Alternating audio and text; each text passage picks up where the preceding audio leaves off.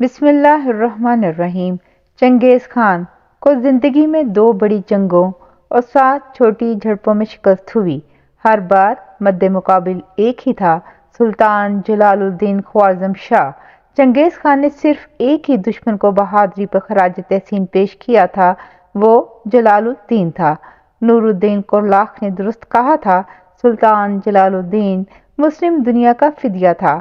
یہ نہ ہوتا تو چنگیز خان کے ہاتھوں مسلم دنیا کی تباہی کی داستان زیادہ طویل اور دلفگار ہوتی۔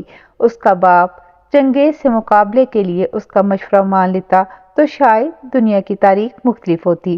اس کے اپنے ہی بھائی سازشیں کر کے تخت پر قابض نہ ہوتے تو شاید پھر بھی تاریخ کی کروٹ کچھ اور ہوتی۔ کیسا انسان تھا، تخت بھائیوں کے پاس چھوڑ کر جنگل کو نکل گیا کہ سلطنت کسی اور آزمائش میں نہ پڑ جائے۔ شکست کی راکھ سے اس نے عزیمت کا پرچم اٹھایا، کبھی 1000 کبھی 5000 جتنے جنگجو ملتے وہ ان کے ساتھ چنگیز خان کے لیے چیلنج بنا رہا، یہاں تک کہ وہ وقت آیا جب اس کے پاس ایک لشکر جرار تھا۔ اس نے چنگیز خان کو لکھا، تم میرے لیے جنگل جنگل خاک چھان رہے ہو، میں اس وقت یہاں بیٹھا ہوں، تم آؤ گے یا میں آؤں؟ میجر یوٹی نے لکھا ہے، چنگیز خان کی زندگی میں یہ پہلا موقع تھا اسے کسی نے یوں چیلنج کیا ہو، اور چنگیز خان چیلنج قبول کرنے کی ہمت نہ کر سکا۔ اسے معلوم تھا اگر جلال الدین یوں للکار رہا ہے تو شیر کے منہ میں سر دینا حکمت نہیں۔ چنگیز خان کے اس تذبذب کی یہ کہانی امیر عطا نے صدیوں پہلے لکھ دی تھی۔ وہ لکھتے ہیں، شیر خوارزم کے اس چیلنج نے چنگیز کو پاگل کر دیا تھا۔ وہ صبح سے شام لشکر کی تیاریوں پر صرف کرنے لگ گیا، لیکن پھر بھی اسے تسلی نہیں ہو رہی تھی کہ کیا وہ جلال الدین کا مقابلہ کرنے کو تیار ہے یا ابھی کچھ کمی رہ گئی ہے۔ اسے معلوم تھا للکارنے والا کون ہے، یہاں تک کہ پھر ایک گھوڑے پر سلطان کے لشکر کے سالاروں میں جھگڑا ہو گیا اور پھوٹ پڑ گئی۔ افغان سالار ناراض ہو کر لشکر لے کر چلا گیا۔ امیر عطا لکھتے ہیں، جلال الدین کو خبر ہوئی تو بھاگ کر خیمے سے باہر آیا، ان کی منتیں کیں، رویا کہ ایسا نہ کرو، مسلمانوں کے مستقبل کا خیال کرو، لیکن قدرت کو شاید یہی منظور تھا۔ لشکر آدھا رہ گیا، چنگیز خان تو گویا اسی موقع کے انتظار میں تھا۔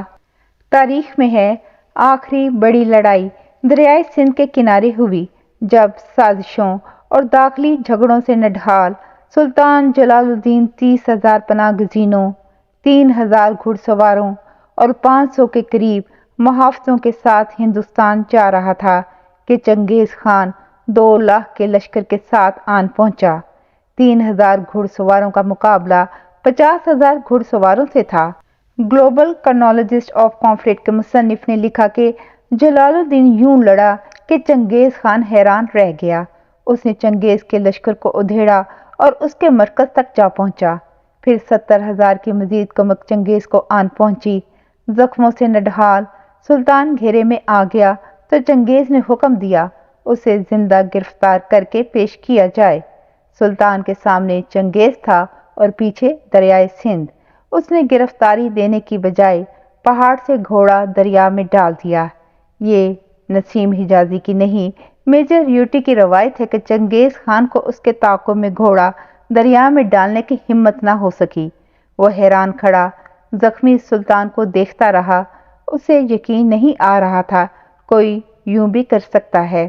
پھر اس نے اپنی فوج کے سالاروں کو بلا کر کہا، اس شخص کو دیکھو، اس کی ماں کو اس پر فخر ہونا چاہیے، کیسا بہادر پیدا کیا۔ لیکن یہی وہ وقت تھا جب سلطان کی ماں وہیں پاس دریائے سندھ میں ڈوب رہی تھی۔